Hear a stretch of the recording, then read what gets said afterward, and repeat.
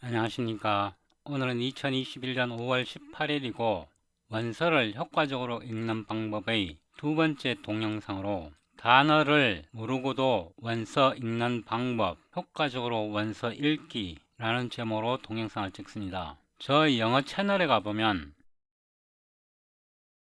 아래로 내려가 보면 제일 아래에 Qt6 and 3D Graphics with Vulkan이라는 제목으로 새로운 동영상을 시작합니다. 지금까지 제가 3개의 동영상을 찍었고 여기 중간에 있는 것은 참조하라는 뜻입니다. 새로운 시리즈의 초창기 부분이기 때문에 여러분이 따라오기 쉬울 겁니다. Qt6와 3D 그래픽에 관심이 있다면 저 영어 채널에서 이 시리즈를 참고하십시오. 제가 이전 동영상에서 원서를 효과적으로 무지 빨리 읽는 방법에 대해서 간단하게 설명을 드렸는데 오늘은 제가 구체적으로 단어를 모르고 표현을 모르고 수어를 모르고 영어책을 어떻게 읽는지 실제로 보여드리겠습니다. Outliers. 여러분은 이 outliers가 무슨 뜻인지 짐작이 됩니까?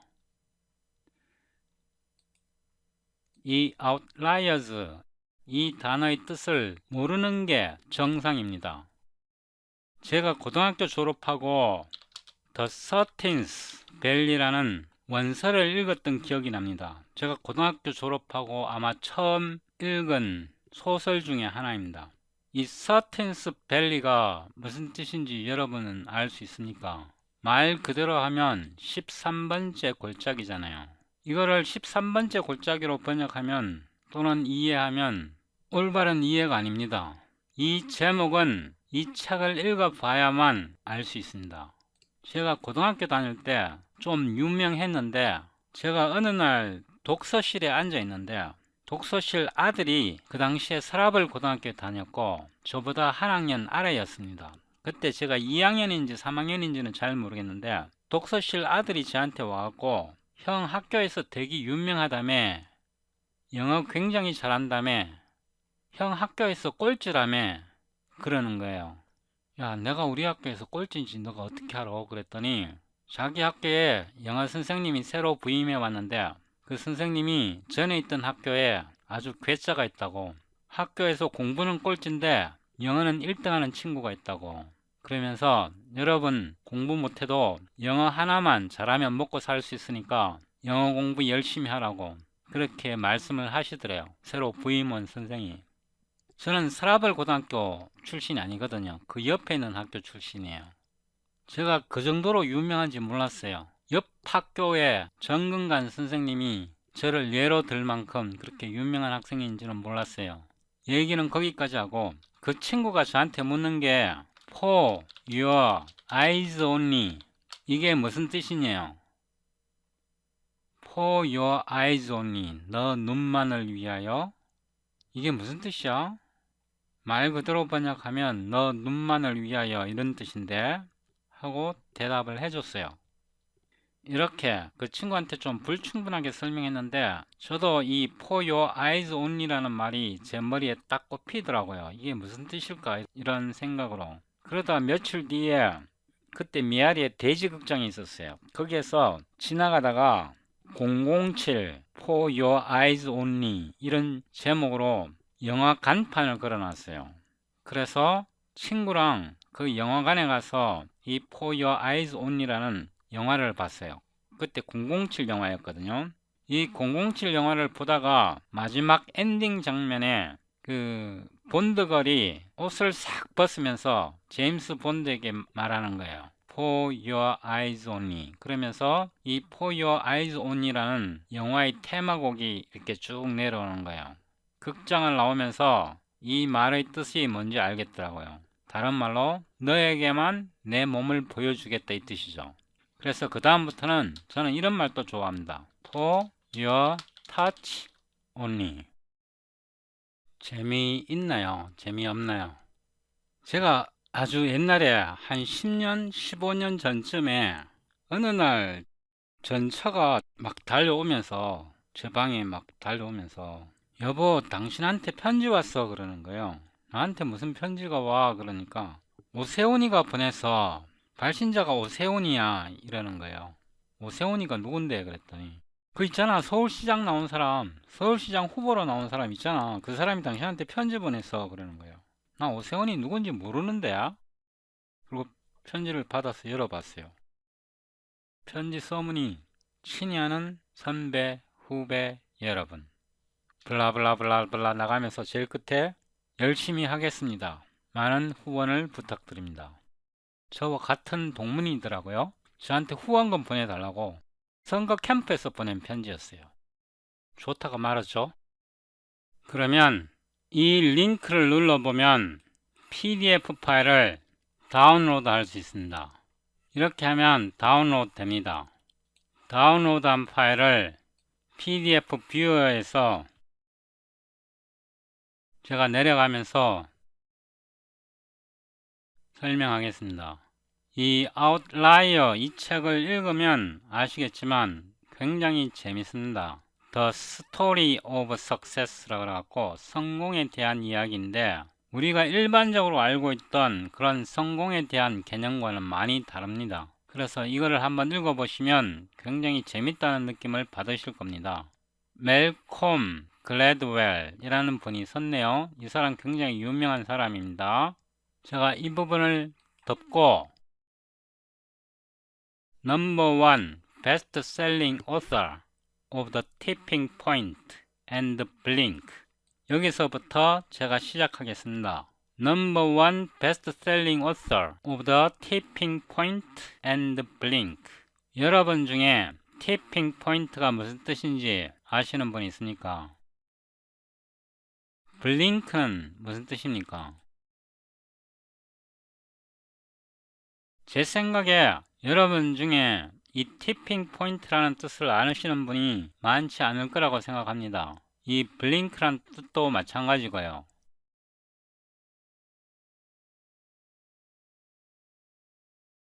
제가 여러분과 책 읽는 방법이 어떻게 다르냐 그러면 저는 티핑 포인트라는 단어에 관심 없습니다.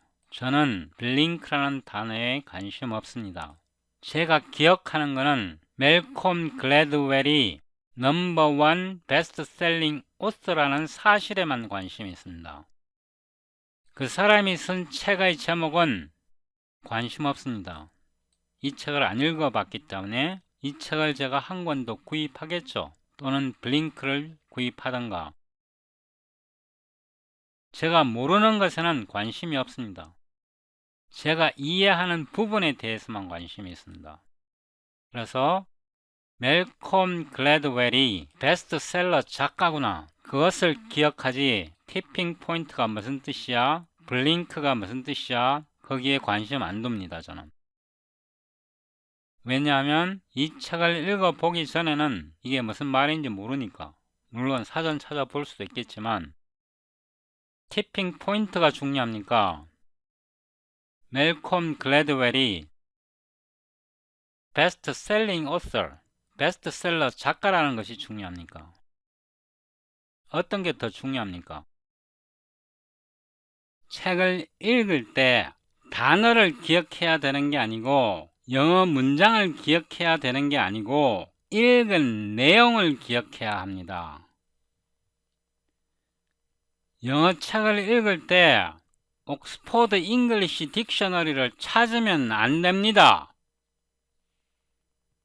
책을 읽을 때는 수능 영어 시험 보듯이 그렇게 읽어야 됩니다. 시험 볼 때 지면에 모르는 단어 수두룩하게 빼곡하게 쏟아집니다. 읽어야 될 양도 굉장히 많습니다. 그리고 진짜 중요한 단어는 밑에 이렇게 지문 밑에 별표로 나열해 줍니다. 책을 읽다가 모르는 단어가 나오면 단어 찾으면 안 됩니다. 그 단어 또 나옵니다. 또 나옵니다. 그 단어가 또 나오고 또 나오고 또 나오고 2번, 3번, 4번 짜증나게 계속 나오면 그때 단어를 찾아야 됩니다. 이렇게. 그때 단어를 찾으면 그 단어 책 끝날 때까지 안 잊어버리고 죽어도 안 잊어버립니다. 책 읽을 때 수능 영어 시험 보듯이 책을 읽어야 됩니다. 수능 영어 시험 볼 때 모르는 단어 쏟아집니다. 어려운 문장 쏟아지고요. 그래도 영어 100점 맞는 사람이 있습니다. 영어 100점 맞는 사람이 그 지문에 나오는 내용을 다 알고 100점을 맞느냐? 아닙니다. 그 지문의 내용을 파악하는 겁니다. 시험에서 네가 이 단어 알아 이런 거 안 나옵니다. 네가 이 내용을 제대로 파악해 이것을 묻습니다. 그게 올바른 책 읽는 방법입니다. 책 읽을 때 단어를 외우는 게 아니라 읽은 내용을 기억해야 합니다. 읽은 내용을 기억하지 못하면 다음 페이지를 못 읽습니다. 책을 읽을 때 읽은 내용을 기억하려고 노력해야 합니다. 모르는 단어는 그냥 무시해도 내용 파악하는데 전혀 지장 없습니다. 제 말이 거짓말인지 참인지 지금부터 보여드리겠습니다. 그 다음에 책 읽을 때 진짜 중요한 게 있는데요. 이 책은 324페이지로 표시가 되어 있는데 책은 커버 투 커버입니다. 책 표지에서 마지막 책 표지까지 다 읽으셔야 됩니다. 그게 단편 모음집이 아니라면, 그게 수필이 아니라면 이런 심각한 주제를 다루는 스토리 오브 석세스라는 심각한 주제를 다루는 책은 한 챕터 있고 두 챕터 있고 그 책의 내용을 파악했다고 생각하면 완전 자존심 구겨집니다. 여기에 목차를 보면 인트로덕션, 로제토 미스터리부터 읽어 나가야 됩니다. 이 페이지에 보면 아웃라이어의 정의가 있습니다. Something that is situated away from 와 classed differently from main 와 related body, 이런 정의가 설명되어 있고 A statistical observation that is markedly different in value from others of the sample, 이런 정의가 있습니다. 이 정의는 이 책의 주제이기도 하지만 이걸 읽었다고 이 책의 내용을 알 수 있는 거 아닙니다. 이 서문부터 시작해서 차근차근 내용을 기억하면서 읽으셔야 됩니다. 제가 이거 처음부터 다 설명드리기는 어렵고 저의 원래 목적은 여러분에게 책을 어떻게 읽는지 설명드리는 게 목적이니까 조금만 골라서 책을 읽겠습니다. 이 앞부분에 굉장히 중요한 내용이 많이 나오는데 어떤 사람은 이 만시간의 법칙에 대해서 말씀을 하시는데 이 만시간의 법칙이 이 책의 전부가 아닙니다. 책은 반드시 끝까지 읽으셔야 됩니다. 이 책 처음부터 읽으면 너무 지루하고 또 앞부분은 내용이 비교적 쉬워요. 일반적인 거고, 그래서 모르는 단어도 별로 많이 안 나오기 때문에 중간부터 읽겠습니다. 레슨 넘버 1부터 해서 제가 읽는데 여러분이 저와 약속해야 되는 거는 단어는 신경 쓰면 안 됩니다. 읽은 내용을 기억하셔야 합니다. 지금부터 읽어 나갑니다. Lesson number 1. The importance of being Jewish. 유대인이라는 사실의 중요성, 유대인이라는 중요성을 기억하셔야 합니다. 그래야 내용 파악이 되고 뒤에 모르는 단어가 뭔지 알게 됩니다. One of Joe Plum's classmates at Harvard Law School was a man named Alexander Beaker. 조 플럼은 기억해야 됩니다. 알렉산더 비크랑 사람 이름입니다. 둘 다 하버드 로스쿨을 다녔고 알렉산더 비크는 조 플럼의 학급 친구, 그부 중 한 사람입니다. 내용을 기억하셔야 합니다. Like Plum, 플럼처럼 Bickle was the son of Eastern Europe Jewish immigrants. 동부 유럽의 유대인 이민자의 아들이었다. 비클이 Jewish immigrant, 유대인 이민자의 아들이라는 것을 기억해야 합니다. Who lived in Brooklyn. Like Plum, 플럼처럼 베클 had gone to public school in New York, then to City College. 베클은 플럼처럼 뉴욕에 있는 공립학교에 다녔고 그 다음에 시티 칼리지로 진학했다. 플럼처럼 베클 was a star in his law school class. 그의 법대 수업에서 스타였다.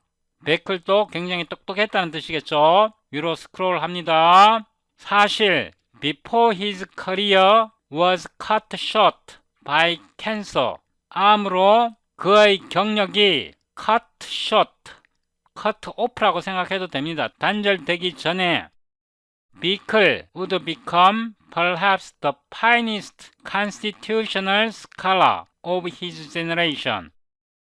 그의 세대의, 그러니까 베클 세대의 finest scholar, 가장 훌륭한 학자가 되었을 수도 있다. 이런 뜻입니다. 그러니까 경력이 단절되지 않았다면, 베클이 암이 걸려서 경력이 단절됐는데 그렇게 경력이 단절되기 전에는 비클이 가장 훌륭한 학자가 됐을 수도 있었을 것이다. 이런 뜻입니다. 그리고 like 플럼처럼 the rest of their law school classmates. 법대 과친구 나머지처럼 비클도 맨하탄으로 갔다. during higher season. 채용 계절에 맨하탄으로 갔다. over 크리스마스. 1947년 크리스마스 동안 to find himself a job. 일감을 찾으러 맨하탄으로 갔다. 여기까지입니다. 내려갑니다. 이 constitution이 뭔지 아시겠지만 제가 모른다고 생각하고 읽는 겁니다. His first stop was at Musée Rose, down on Wall Street. Wall Street 아랫목에 있는 이 다운이 다운타운을 말하는 겁니다. 왈 스트리트에 있는 뮤지 로즈에서 his first stop, 처음 멈췄다. As traditional and stuffy as any firm of that area. 그 지역의 다른 회사들처럼 전통적이고 stuffy, 몰라도 됩니다.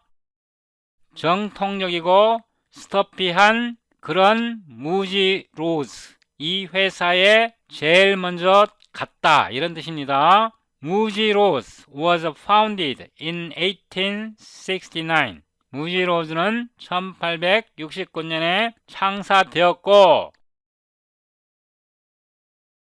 It was where Richard Nixon practiced in the years before he won presidency in 1969.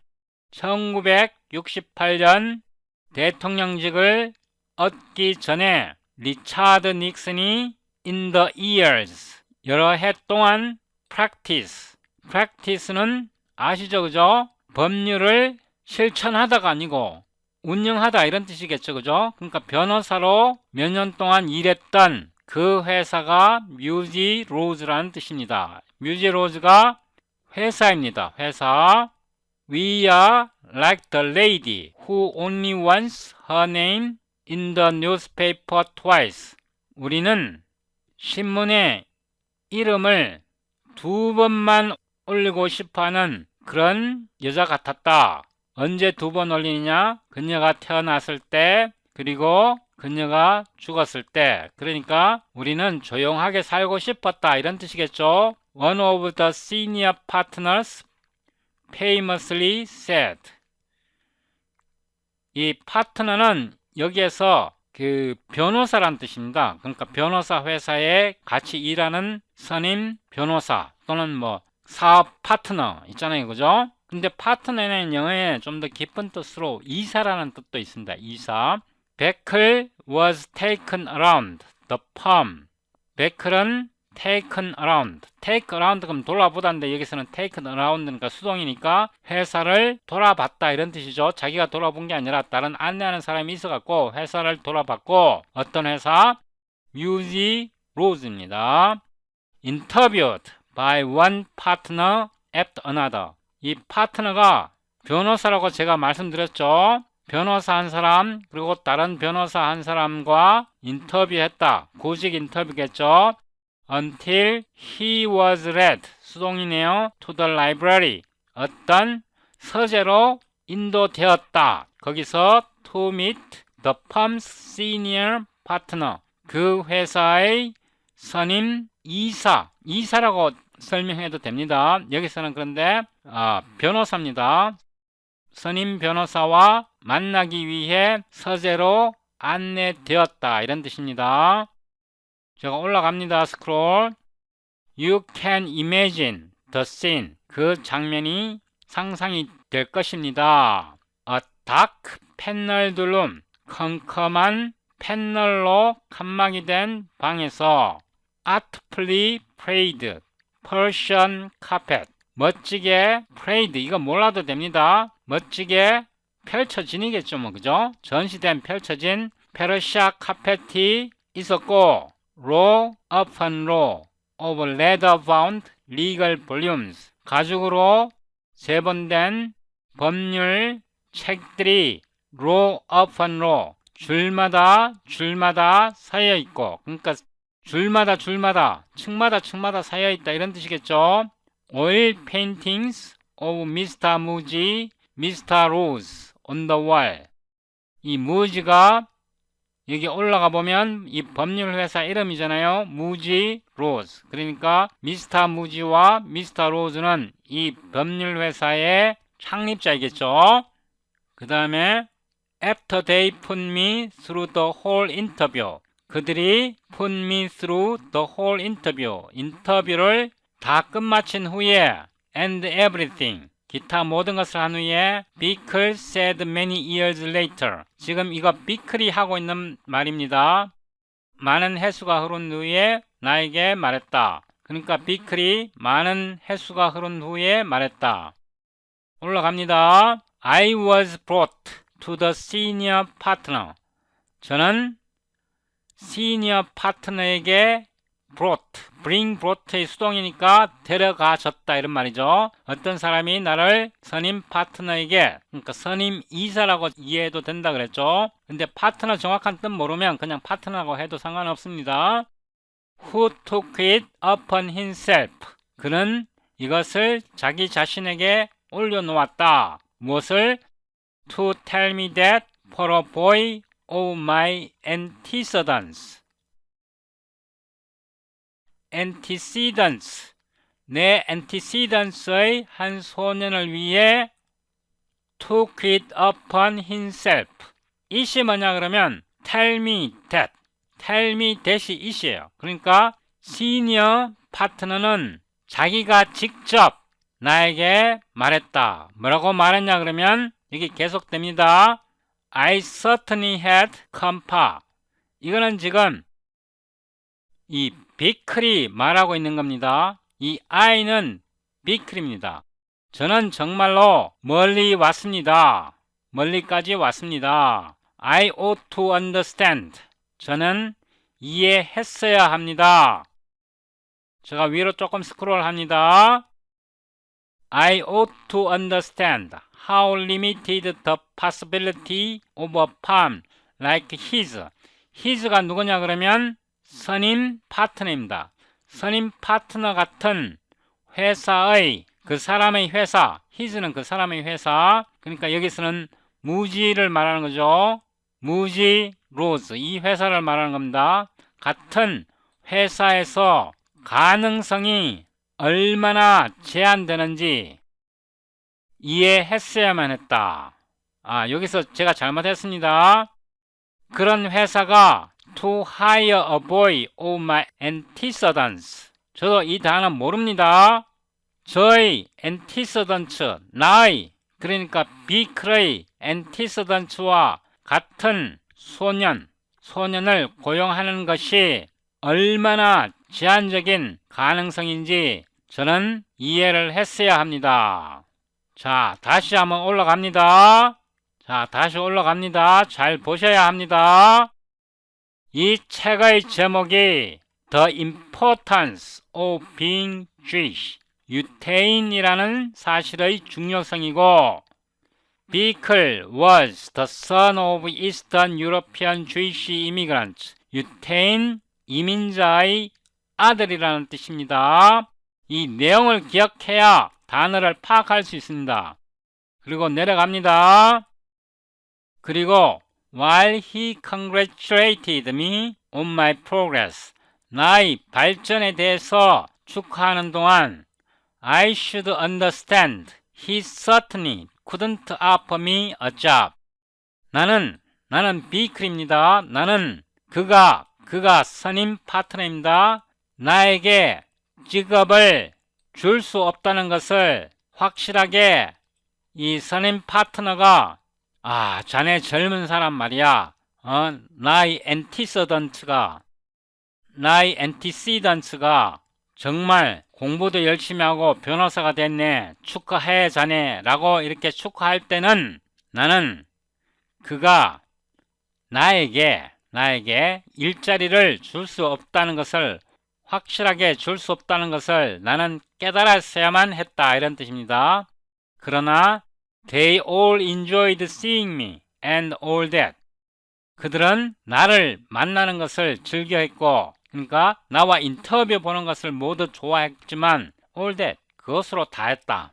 나한테 인터뷰할 때는 온갖 좋은 소리 다 한 거야. 자네 말이야 나랑 엔티시던트인데 젊은 사람이 말이야 변호사도 돼갖고 이렇게 막 좋은 소리 해놓고 재밌어 해놓고 they all enjoyed seeing me all that 그것으로 끝이었다. 자 내려갑니다. 여기서부터가 진짜 중요합니다. It is clear from the transcript of Bickel's reminiscence that his interviewer does not quite know what to do with that information. That information이 뭡니까? 다시 한번 It is clear from the transcript of Bickel's reminiscence. 비클의 메모록. 이거 메모록은 이 글을 쓴 사람이 메모한 겁니다. 작가가 메모한 비클이 한 말을 메모한 트랜스크립트를 보고 그 인터뷰한 사람이 그러니까 그 법률회사 인터뷰한 사람이 does not quite know 확실하게 알 수 없었다. 어떻게 해야 될지 몰랐다. What to do with that information. 그 인포메이션은 조금 있다가 명확하게 밝혀집니다. Bickel was by the time of the interview. 이거는 부사입니다. 인터뷰 볼 시점에 비클은 at the height of his reputation. 그의 명성은 최고였다. 그 당시에 비클은 그의 평판은 아주 좋았다 이런 뜻입니다. He had argued cases. 그는 케이스에 대해 논쟁했다. 어디에서? Before Supreme Court. Supreme Court는 뭔지 알잖아요. 최고 법정에서 케이스를 논쟁했다. 이 케이스가 뭐겠습니까? 사건이죠, 그죠? 그러니까 최고법원, 대법원이라 그러나요? 대법원에서 사건에 대해서 논쟁했다. 변호했다 이 말이겠죠? He had written brilliant books. 그는 멋진 책도 저술했었다. 이 인터뷰 할 때, 그 전에 이미 무지 루즈 saying no to Bickel. 무지 루즈가 비클에게 no라고 말한 이유는 because of his antecedents. 그의 antecedents 때문이다. 이 antecedents가 벌써 몇 번 나왔습니까? was like. 이 was의 주어는 무지 루즈가 비클에게 no라고 말한 것은 이런 뜻입니다. like 시카고 불스. 시카고 불이 마이클 조단을 턴다운 거절한 것과 똑같아. 마이클 조단이 농구 선수이니까 시카고 불도 농구단이겠죠. 시카고 불즈는 농구단이겠죠. 농구단에서 마이클 조단을 거절한 것과 똑같다. 뭐가? 무지 로즈가 비클에게 노라고 말한 것은 시카고 불즈가 마이클 조단을 거절한 것과 똑같다. 왜냐하면 they were uncomfortable with black kids from North Carolina. they가 누구냐고 하면 시카고 불즈를 말한 겁니다. 시카고 불즈가 노스캐롤리나 출신의 흑인 소년에게 uncomfortable, 불편했기 때문에 turn down, 거절했다.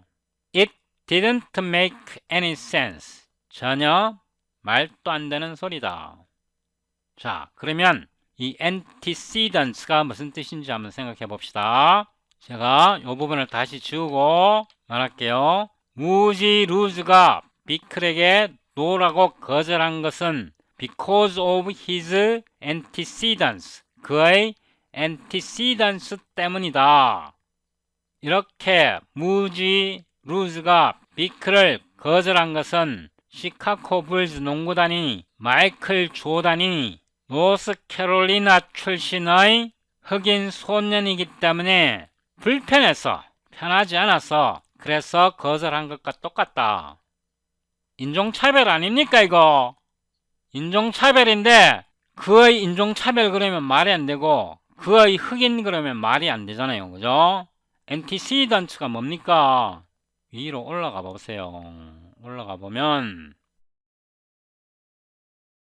유대인, 그러니까 비클이 유대인 이민자의 아들이기 때문에 내려가 보면 여기에서 A boy of my antecedents, 나의 동족, 친족 이런 뜻이겠죠.